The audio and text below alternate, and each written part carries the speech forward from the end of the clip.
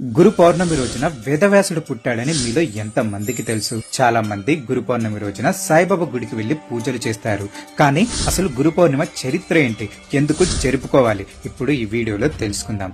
ప్రతి సంవత్సరం ఆషాఢ శుద్ధ పౌర్ణమి రోజున మనం గురు పూర్ణిమను అత్యంత భక్తి శ్రద్ధలతో జరుపుకుంటాం. ఈ పవిత్ర దినం సమస్త లోకానికి జ్ఞానాన్ని పంచిన వ్యాస మహర్షి పుట్టినరోజు కావడంతో దీనిని వ్యాస పూర్ణిమ అని కూడా పిలుస్తారు. వ్యాసాయ విష్ణు రూపాయ వ్యాస రూపాయ విష్ణువే నమో వై బ్రహ్మనిదే వాసిష్ఠాయ నమో నమః అనే శ్లోకం వ్యాసుని గొప్పతనాన్ని, గురు పరంపరలో ఆయన స్థానాన్ని తెలియజేస్తుంది. గురు బ్రహ్మ గురు విష్ణు గురుదేవో మహేశ్వర గురు సాక్షాత్ పరబ్రహ్మ తస్మై శ్రీ గురువే నమః అంటే గురువును త్రిమూర్తి స్వరూపుడిగా భావిస్తారు.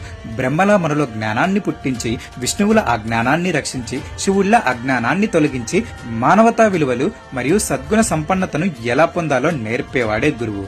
లోకంలో ఎలా జీవించాలో తెలియజేసే మార్గదర్శకుడు గురువు. ఇక్కడ గురువులో గు అంటే అంధకారం, రు అంటే దానిని పారద్రోలేవాడు. అంటే అజ్ఞానం అనే చీకటిని పారద్రోలి జ్ఞాన జ్యోతిని వెలిగించేవాడే గురువు. జ్ఞానాన్ని కోరుకునే వాళ్ళు ఈ రోజు తమ గురువులను, పెద్దలను గుర్తు చేసుకుని వాళ్లకు కృతజ్ఞతలు చెబుతారు. పుస్తకాల జ్ఞానం కాకుండా జీవిత సత్యాన్ని నేర్పే గురువులను ఈ రోజు దర్శించుకోవటం, వాళ్ళని స్మరించుకోవటం చాలా ముఖ్యమైనది. జ్ఞానాన్ని పంచే గురువులందరికీ గురు పూర్ణిమ శుభాకాంక్షలు.